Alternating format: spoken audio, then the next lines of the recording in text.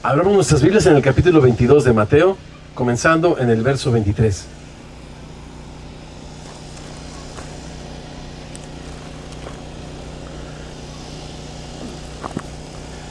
Mateo 22, comenzando en el verso 23.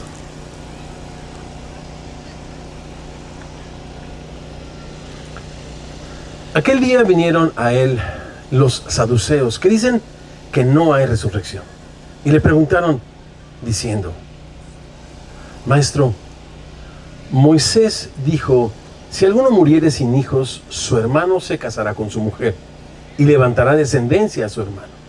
Hubo, pues, entre nosotros 7 hermanos. El primero se casó y murió, y no teniendo descendencia, dejó su mujer a su hermano. De la misma manera también el segundo y el tercero, hasta el séptimo, y después de todos murió también la mujer. En la resurrección, pues, ¿de cuál de los 7 será ella mujer, ya que todos la tuvieron? Entonces, respondiendo Jesús, les dijo: se equivocan ignorando las Escrituras y el poder de Dios. Porque en la resurrección ni se casarán ni se darán en casamiento, sino serán como los ángeles del cielo. Serán como los ángeles de Dios en el cielo. Pero respecto a la resurrección de los muertos, ¿no han leído lo que fue dicho por Dios cuando dijo: yo soy el Dios de Abraham, el Dios de Isaac y el Dios de Jacob? Dios no es Dios de muertos, sino Dios de vivos. Oyendo esto, la gente se admiraba de su enseñanza. ¿Oramos? Señor hermoso, gracias por la oportunidad que nos das en esta ocasión nuevamente de abrir tu palabra, Señor. Abre nuestros ojos para que veamos en ella las maravillas de tu ley, y contemplando tu gloria, Señor, en tu palabra como en un espejo, sigamos siendo transformados a tu imagen como por tu Espíritu. Te lo rogamos los semillosos, quienes decimos así sea. Amén y amén. Me llamó mucho la atención mientras leía este texto, las referencias a la palabra de Dios. Díganme si se escucha bien atrás mi voz. ¿Se escucha bien? Le estoy echando muchas ganas pegado, casi me como el micrófono. Me llamó mucho la atención, repito, mientras leía el texto, las varias referencias a la palabra de Dios. Y sabemos nosotros, cuando observamos un texto en la Biblia, que cuando hay una mención a una palabra, o cuando una frase se repite, detrás de esa palabra que se repite, o esa frase, está el megatema, o quizás el pensamiento dominante de esa escritura. Ese pensamiento dominante al cual podemos y debemos atar todos los demás pensamientos a lo que le llamamos contexto, ¿no? Por lo tanto, las referencias a la palabra de Dios son, verso 24, Moisés. Esta es una referencia al Pentateuco, a los primeros 5 libros de la Biblia, a los libros de la ley. La manera en la que estos religiosos se referían a esa porción de la Biblia es Moisés. Después, en el verso 29, Jesús explícitamente las menciona y dice: se equivocan ignorando las Escrituras. Esa es la segunda mención o referencia a la Biblia misma que encuentro en este pasaje. Y la tercera es en el verso 31, donde Jesús mismo dice: no han leído lo que fue dicho por Dios. Ahí hay 3 referencias: los 5 libros de la ley, las Escrituras, lo que fue dicho por Dios. Y entonces, mientras meditaba, reflexionaba, observaba el texto, y le preguntaba al Espíritu Santo: ¿cuál es el tema, Señor, de esta porción? ¿Cuál es tu enseñanza para tus discípulos? Bueno, repito, detrás de estas múltiples referencias a la Biblia, consideré que sería bueno reflexionar justamente acerca de la Biblia. Por lo tanto, titulé a esta reflexión La Biblia y yo. Verso número 23, ¿podría ignorarla? Versos 24 al 28, ¿podría torcerla también? como estos saduceos. Pero versos 29 al 33, podría creerla, podría recibirla, podría pasar de muerte a vida. Interesante que Jesús hace referencia a la resurrección en el contexto de la palabra de Dios. Y en el ahora, que los que escuchen la voz del Hijo de Dios, si estuviesen muertos, vivirán. Interesante referencia. Muy bien. Estamos en la última semana del Señor. Está siendo investigado como el Cordero de Dios que quita el pecado del mundo. Un Cordero sin mancha, un Cordero sin contaminación, que necesitaba ser investigado, y en este caso es investigado por estos saduceos. Verso 23, si me acompaña nuevamente a la lectura, vinieron a él los saduceos que dicen, no hay resurrección. Ándale. ¿Y por qué lo dicen? Pues como dijera el actor mexicano, pues no más. No más. Los saduceos, como los herodianos, eran también un grupo entre ellos mismos antagónico, pero por diferentes causas. Los saduceos, a diferencia de los fariseos, no creían en aspectos sobrenaturales como ángeles, como vida después de la vida, como resurrección. Y otra vez, qué interesante que estas personas antagónicas en sus creencias eran afines en su rechazo a la gloria de Dios y a la manifestación del reino de Dios en la persona de Jesucristo. Y se juntan nuevamente para el mismo propósito, para sorprender a Jesús y en este caso ridiculizarlo. Ahora, los saduceos consideraban las Escrituras, los 5 primeros libros de la ley, como sagrados, ¿no? Pero los profetas, pero los escritos de sabiduría, pero la sección poética de la Biblia, pero la narrativa bíblica, eso era como que de segunda importancia. Lo importante para ellos era los primeros 5 libros de la ley. Me llama mucho la atención esto, porque ellos pensaban que en los 5 primeros libros de la ley no había una referencia directa a la resurrección. Qué equivocados estaban. Que me dicen del capítulo 22 del libro de Génesis, donde Isaac es probado y donde Dios le dice, entrégame a tu hijo, tu único hijo, al que amas, al cual ni un minuto Abraham dudó en entregarlo. Le dijo a sus siervos, espérenme a mí y al muchacho, porque iremos al monte a adorar a Dios. Y fue lo que hicieron, fueron a adorar, esto es, a obedecer a Dios. Y después de que la leña estaba puesta alrededor del árbol, estaba todo listo para el sacrificio, Isaac le dice, papá, la leña está lista, pero ¿dónde está el sacrificio? Abraham, con toda la fe, le dice, el Señor mismo se proveerá. ¡Qué palabras! ¡Qué palabras! Y entonces es atado literalmente de ese árbol, es ofrecido en el corazón de Abraham, porque levanta la mano y antes de degollar a su hijo, el ángel le detiene la mano, le dice, no, no lo hagas, ahora conozco que temes a Dios. En el libro de Hebreos dice que Abraham, por la fe, ofreció a su hijo en obediencia al Señor.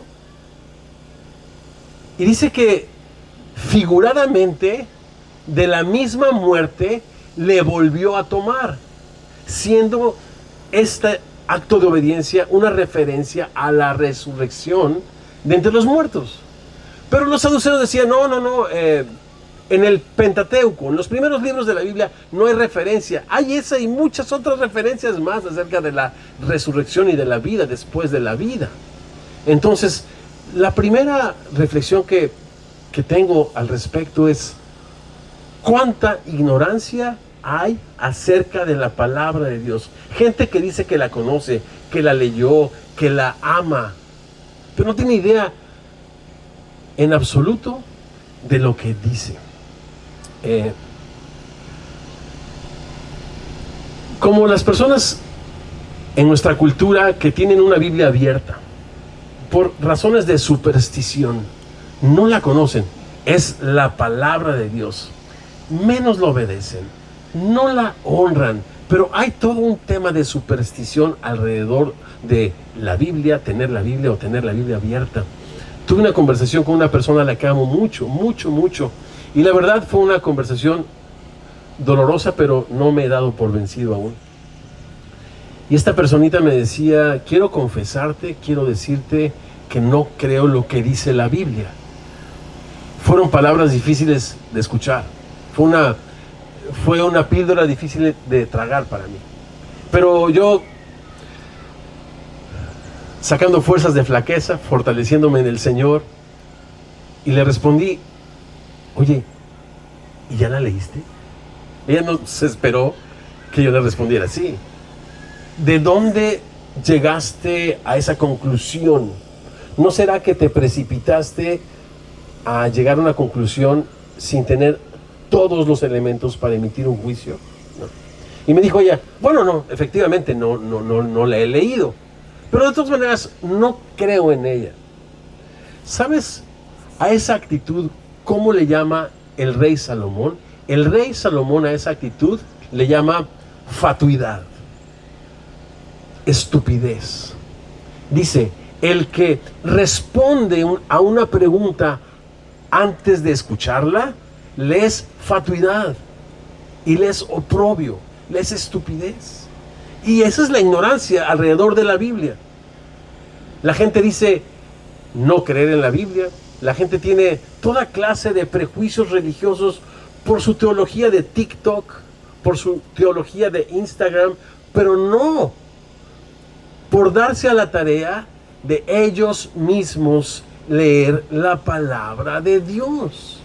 Hay unos discípulos preciosos, muy nobles en el capítulo 17 del libro de los Hechos, más nobles, dice el escritor Lucas, que los que estaban en Tesalónica, porque escudriñaban cada día las escrituras para ver si las cosas que Pablo le decía eran así.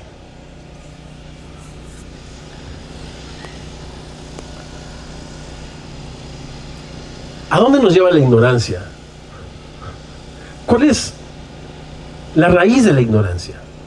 Porque Pablo dice que él fue recibido a misericordia, porque si ustedes recuerdan la vida de Pablo, Pablo se dedicaba a perseguir discípulos de Jesús, a arrastrarlos a los concilios y a encarcelarlos, a ejecutarlos. Pero él, cuando está escribiendo sus cartas, dice, pero fui recibido a misericordia porque lo hice en ignorancia, en incredulidad. Pero hay varias clases de ignorancia. Lo que tú ignoras o lo que tú quieres ignorar. Son cosas diferentes. No hay peor ciego que el que no quiere ver. Fue la respuesta que una poetisa ciega, Helen Keller, dio cuando le dijeron ¿qué sería peor que no poder ver? Pues poder ver pero no tener visión, o no querer ver. Esa es a la ignorancia a la que los saduceos, o la que los saduceos expresan. Una dureza de corazón.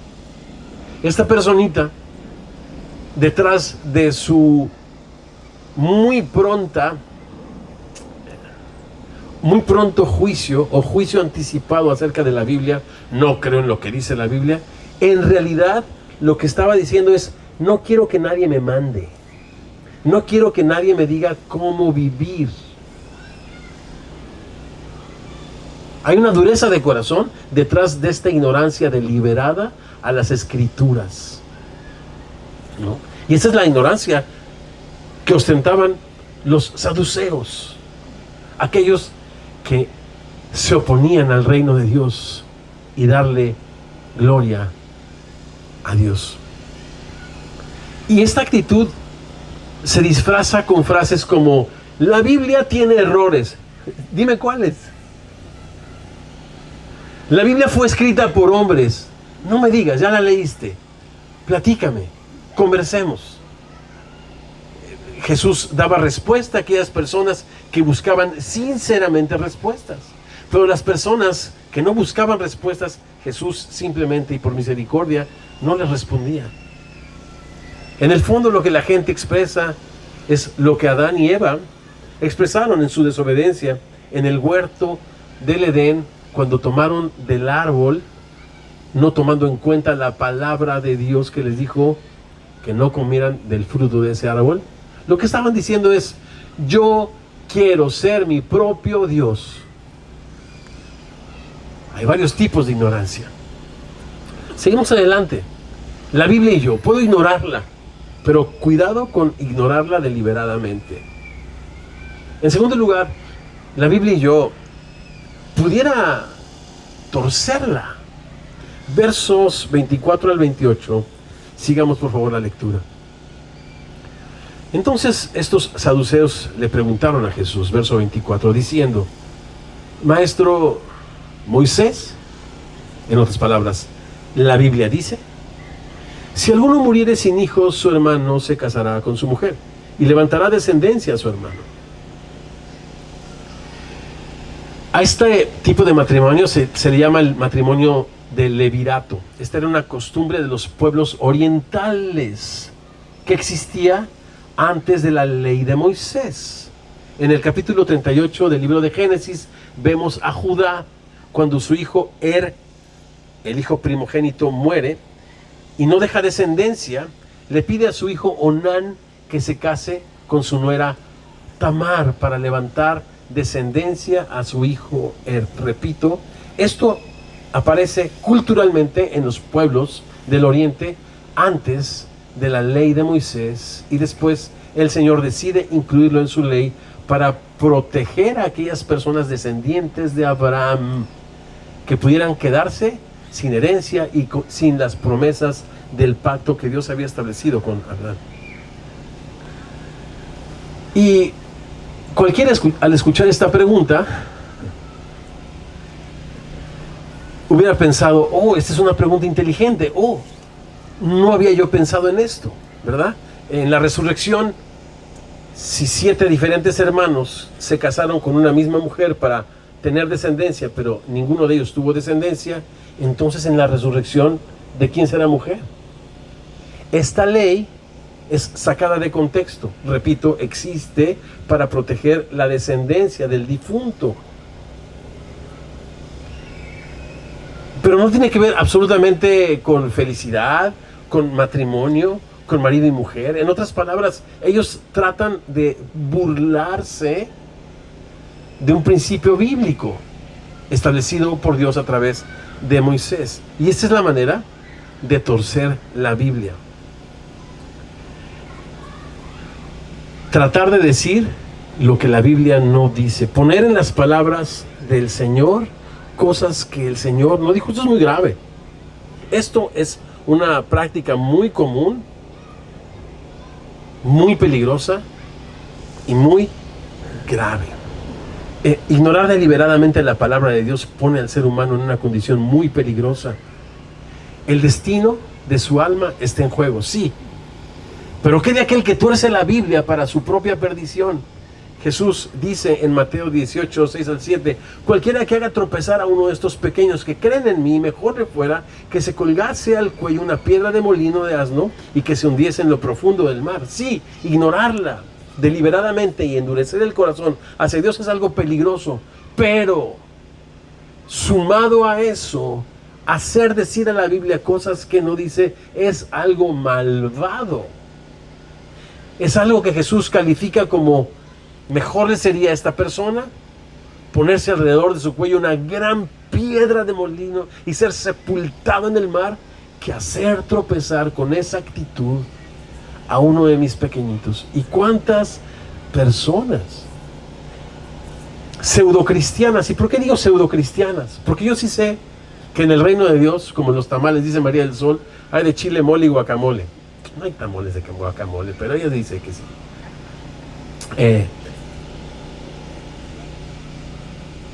Pero Jesús habló de lobos vestidos de ovejas. Esa es otra cosa.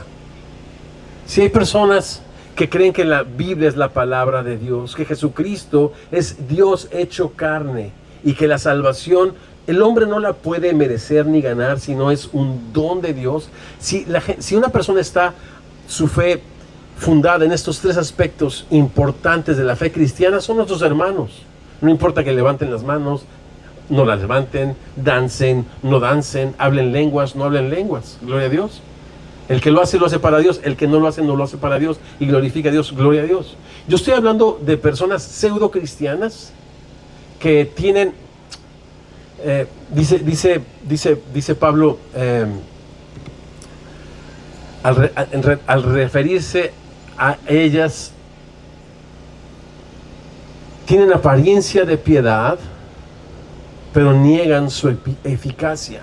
Te hablan de una manera súper dulce, sí, gloria a Dios, pero también la Biblia dice, pueden hablarte de una manera dulce, pero si alguien usa la Biblia para torcerla y desviar la atención y la confianza de una persona en el Señor, en su Salvador, en Cristo Jesús, eso es malvado. ¿Conoces a alguien así? Yo tristemente conozco a alguien así, y varias personas así. Era yo muy joven, era un pastor en la Ciudad de México. Invité a una persona, un amigo mío que también gustaba de la lectura bíblica y del estudio, a perseverar con nosotros. Muy pronto se ganó mi confianza, muy bueno para enseñar, y muy pronto abrazó las costumbres judías, pero ya no como solamente costumbres culturales, sino dejar la gracia de Dios, dejar de poner la confianza en Jesucristo y ponerla en el eterno, decir que el eterno es uno y Jesucristo su Hijo es otro, cuando Juan 10:30 nos dice que el Padre y el Hijo son la misma persona. Cosas malvadas, ¿me entiendes? Eso es algo malvado, y Jesús dice, repito, en Mateo 18, que mejor le sería a una persona así ponerse una rueda de molino antes de hacer tropezar a un pequeñito. Pero el apóstol Pedro nos previene a nosotros acerca de gente malvada que deliberadamente tuerce la Escritura y que muy fácilmente nos pudiera engañar. Cuando los discípulos le preguntan a Jesucristo, y lo vamos a ver un poco más adelante, un par de capítulos más adelante, le preguntan a Jesús, hey, ¿cuál será la característica de los últimos tiempos? Cuando todas estas cosas sucedan, cuando tú regreses, Jesucristo dijo, la característica de los últimos tiempos será engaño. Engaño, engaño, engaño, engaño. Ante el engaño, ante las huecas sutilezas, porque dice la Biblia que Satanás no es más diabólico que cuando envía a sus mensajeros a presentarse como ángeles de luz. Es muy sutil el engaño. ¿Qué hacer ante el engaño? El apóstol Pedro escribe en su primera carta, refiriéndose al apóstol Pablo, dice, Pablo en casi todas sus epístolas habla cosas complicadas, entre las cuales hay algunas, dice, difíciles de entender, las cuales los indoctos e inconstantes tuercen. Aquí está el verbo al que hago referencia. Hay personas inconstantes, indoctas, que tuercen, como también las otras escrituras, dice, para su propia perdición. Pero mira lo que Pedro nos dice a ti y a mí, verso 17. Así que ustedes, amados, sabiendo de antemano, o sea, Jesús nos ha alertado ante el engaño, ante los falsos maestros, dice, cuídense. ¿Y cómo nos vamos a cuidar? Sigue leyendo y te vas a sorprender. No sé que arrastrados por el error de los inicuos, ustedes caigan de su firmeza. Verso 18, fabuloso verso. Crezcan en la gracia y en el conocimiento de nuestro Señor Jesucristo. ¿Por qué Semilla insiste en el discipulado cristiano? Porque la salud espiritual es responsabilidad de cada discípulo, según lo que leemos en la Biblia. Crece tú en la gracia y crece tú en el conocimiento del Señor Jesucristo. Si eres de aquellas personas que el alimento espiritual es aquel, o se alimenta espiritualmente solo de lo que escucha, de los mensajes, de lo que otros leen, no estamos siendo obedientes a la Biblia, porque la Biblia dice que nosotros tomemos responsabilidad de nuestra vida espiritual creciendo en la gracia y creciendo en el conocimiento del Señor Jesucristo. Muchos grupos de discipulado están por abrirse. Por favor, si no has cursado el discipulado, si no has desarrollado el hábito de leer tu Biblia de una manera consistentemente, tener un registro de lo que Dios diariamente te dice y tener un registro de lo que tú le dices al Señor, queremos invitarte con amor, con cariño, con respeto, a que consideres la necesidad de guardarte a ti mismo, de cuidarte de las falsas enseñanzas, leyendo la Biblia y considerando por ti mismo si estas cosas son así. La Biblia y yo, ¿puedo ignorarla? Podría torcerla, ser engañado, pero también puedo creerla. Sigamos leyendo, verso 29, regresamos al capítulo 22 de Mateo para hacer una lectura y comentarios finales antes de conversar. Entonces, respondiendo Jesús, les dijo: se equivocan ignorando las Escrituras, ignorando la Biblia y el poder de Dios. Me encanta ver a Jesucristo una vez más equiparando la autoridad de la Biblia y del poder de Dios. Hemos escuchado a Jesús decir: el que se avergüence de mí y de mis palabras. Avergonzarnos de Jesús es avergonzarnos de sus palabras. Hemos reflexionado tantas veces acerca de cómo la Biblia goza de los mismos atributos que Dios. Dios es eterno. ¿Qué significa Dios? Pues el que era, el que es, el que será, el que tiene existencia en sí mismo. Pues Jesús dice que los cielos y tierra pasarían, pero que su palabra no pasaría. La Biblia habla de que Dios es espíritu, y Jesús dice: mis palabras son espíritu. La Biblia dice que Jesucristo es el camino, la verdad y la vida. Jesús dice: mis palabras son espíritu y son vida, yo soy el camino, la verdad. Él dice que su palabra es verdad y que los discípulos necesitamos ser santificados en su palabra, porque su palabra es verdad. Nuevamente en este texto se equivocan ignorando la Biblia y el poder de Dios. La Biblia es el poder de Dios radica en la Biblia. Por eso el apóstol Pablo dice: no me avergüenzo del Evangelio, porque es poder de Dios para salvación. Y el Evangelio es un mensaje que contiene la realidad de que Jesucristo es el Señor, después de haber purificado nuestros pecados, muriendo en la cruz y resucitando, habiéndose sentado a la diestra del Padre. Él es el Señor. Arrepiéntanse y crean en el Evangelio. El mensaje de la Biblia contiene el poder de Dios para salvación a todo aquel que cree. Y entonces Jesús equipara nuevamente a la Biblia al poder de Dios. Honrar a la Biblia es honrar a Dios. Creer la Biblia es creer en Dios. Negligir en leer la Biblia es negligir en mi relación con Dios. Tener una relación con Dios a través de la Biblia es tener una relación verdadera, viva, con el Señor. Menospreciar la Biblia es menospreciar a Dios.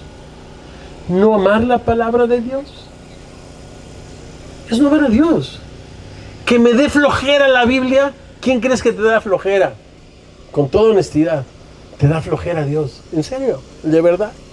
Porque Jesús dice: mi palabra da testimonio de mí. ¿Quieres conocer a Jesús?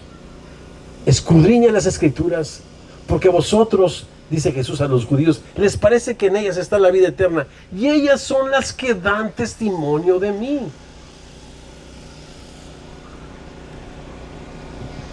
Jesús dice: erramos ignorando las Escrituras y el poder de Dios. Verso 30, porque en la resurrección ni se casarán ni se darán en casamiento, sino serán como los ángeles de Dios. Jesús está haciendo una interesante comparación entre la resurrección y los ángeles. Repito, una comparación. No nos está diciendo que nosotros seremos como ángeles, no. Como tampoco nos dice la Biblia que el Espíritu Santo es una paloma. Se nos dice que en el bautismo de Jesús, en el río Jordán, el Espíritu Santo descendió como paloma. ¿Cómo sería una paloma? Bueno, pues de una manera gentil, sin asustarse, apacible. Es allí donde la Biblia te invita a imaginar, pero no a torcer. Cuidado. El Espíritu Santo no es una paloma, ni los cristianos serán ángeles. Seremos ¿cómo? ¿Y cómo son los ángeles? Bueno, hay un interesante texto que dice que son, a ver si lo encuentro por acá.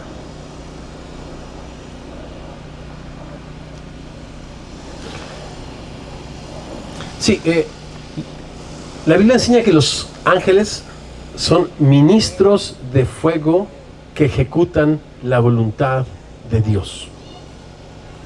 Los ángeles existen para tener comunión con el Padre y vivir para servir al Padre.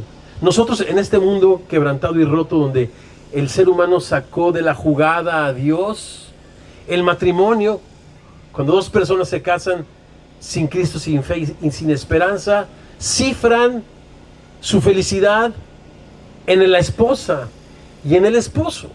Pero no pasa mucho tiempo en darse cuenta de que una persona igualmente quebrantada que ella es incapaz de hacerte feliz, porque ambos tienen la necesidad de Dios. Pero en la resurrección dice, seremos como ángeles. La felicidad no se tratará ni de casarse, ni de poseer. Decía Jesucristo, ¿verdad? Que en los días de Noé, ¿de qué se trataba la vida? De casarse y de darse en casamiento, buscando el hombre a toda costa la felicidad. Y también cuando nosotros leemos la constitución de este país, comienza acerca de esto, el derecho a ser feliz. Claro, solamente que Salomón dice en Eclesiastés que hay una pieza que le falta al ajedrez del ser humano, y esa pieza para que la vida tenga sentido es Dios. Él es el origen, el destino, el sustentador de la vida. Y cuando resucitemos, todo volverá al propósito original. Se tratará de Dios. Es lo que está diciendo Jesús. ¡Ey! No es una prolongación de esta vida aburrida, de esta vida en la que muchas personas no encuentran ni propósito ni satisfacción. No, qué horror. Cuando resucitemos a su semejanza y le veamos tal y como Él es, la vida se tratará de lo que siempre debió haberse tratado, de Él, por Él y para Él. Por eso las personas hoy encuentran felicidad cuando resucitan con Jesucristo. Eso es lo que dice la Biblia, que cuando oímos su palabra y creemos en el que le envió, no venimos a condenación, sino hemos pasado de muerte a vida. La Biblia enseña acerca del nuevo nacimiento. Hay personas que nacemos de nuevo, nacemos del Espíritu, y es a partir de allí que podemos encontrar como su producto la felicidad, porque entonces nuestras vidas se tratan ya no de hacerme feliz Gaby a mí o yo a Gaby, sino en conocer al Señor, servir al Señor, seguir a Jesucristo. Está nuestra felicidad y podemos expresárnosla, podemos experimentarla. Y es lo que está diciendo Jesús. Hey, en la resurrección, la vida se tratará de lo que siempre debió haberse tratado, de conocer a Jesucristo y vivir para su gloria y para su honra. Por eso Jesucristo, vuelvo a leer el texto, dice, en la resurrección la gente no se casará, ni se dará en casamiento como en los días de Noé, buscando la felicidad. Hay cosas que no se dicen acá, y me gusta como nos dice el doctor Wallace, quien este año, si Dios quiere, va a regresar con sus seminarios. Dice, hay cosas que la Biblia no se da la tarea de responder. Y si la Biblia no se da la tarea de responder esas cosas, es porque quizás no son tan importantes.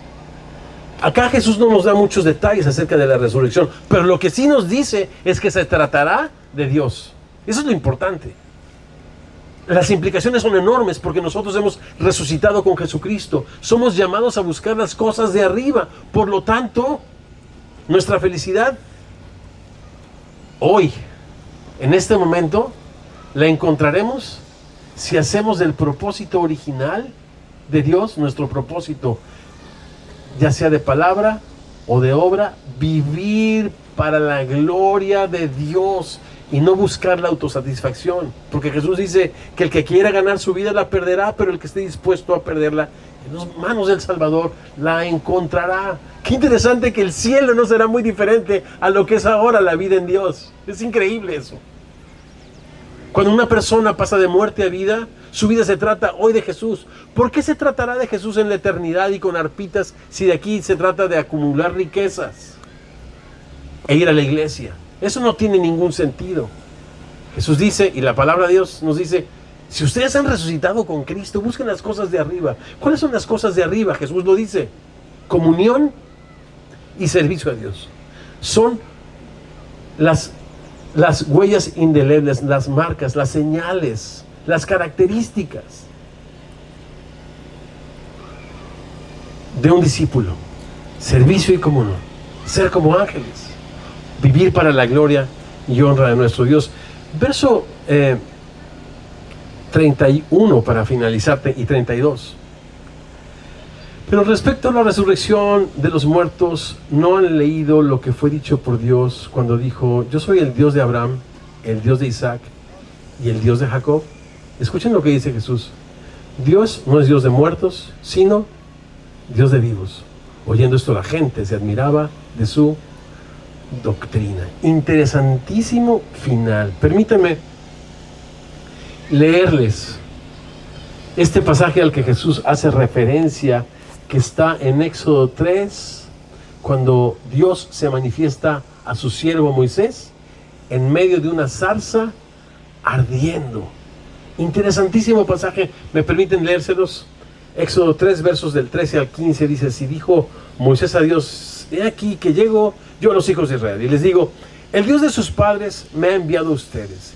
Si ellos me preguntasen, ¿cuál es su nombre?, ¿qué les responderé? Y respondió a Moisés Dios diciendo: yo soy el que soy. Y dijo: así dirás a los hijos de Israel, yo soy, me envió a vosotros. Además dijo Dios a Moisés: así dirás a los hijos de Israel, Jehová, el Dios de vuestros padres, el Dios de Abraham, el Dios de Isaac y el Dios de Jacob, me ha enviado a ustedes. Este es mi nombre para siempre. Cuando Dios se revela a Moisés y le envía para darse a conocer a su pueblo, lo hace uniendo su santo nombre al de estos pastores de ovejas con los que había establecido un pacto: Abraham, Isaac y Jacob. Dios no es Dios así nomás, sino es Dios de su gente, es Dios de su pueblo. Dios une su nombre al nombre de su pueblo. ¿No se te hace eso increíble? Por lo tanto, si su pueblo vive, es porque Dios vive. Es lo que está diciendo Jesús. Y eso tiene trascendencias increíbles. Dios es el Dios de Raúl. Dios es el Dios de Cindy, de Aline, de Héctor, de Isaí.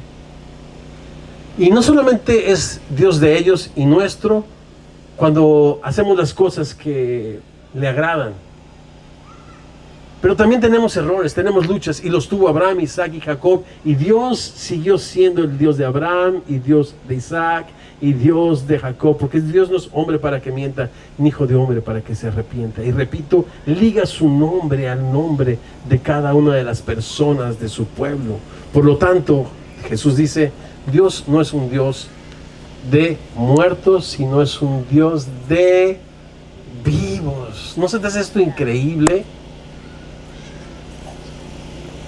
¿No podemos tener esperanza en Dios? Me encanta de Dios no es Dios así nomás, es el Dios de su pueblo. Jesús no es el Salvador, es el Salvador tuyo, es el Salvador mío, y lo será por la eternidad. Y podemos adorarle desde la eternidad, esto es, desde hoy,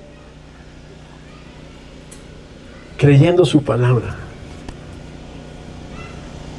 no ignorándola, menos aún torciéndola, no dejándonos engañar, sino tomando responsabilidad de nuestra vida espiritual y buscándole cada mañana, cuidando de nosotros mismos, yendo a su palabra, a escuchar su voz, a considerarle a Él, a no menospreciarle a Él, a seguirle a Él, a conocerle a Él y a experimentar y no ignorar las Escrituras y el poder de Dios. Señor hermoso, gracias por esta meditación en tu palabra. Gracias por este casi gran final al que nos acercamos en Mateo. Síguenos, Señor, revelando tu gracia y tu verdad. Síguenos transformando, Señor, a tu imagen y semejanza.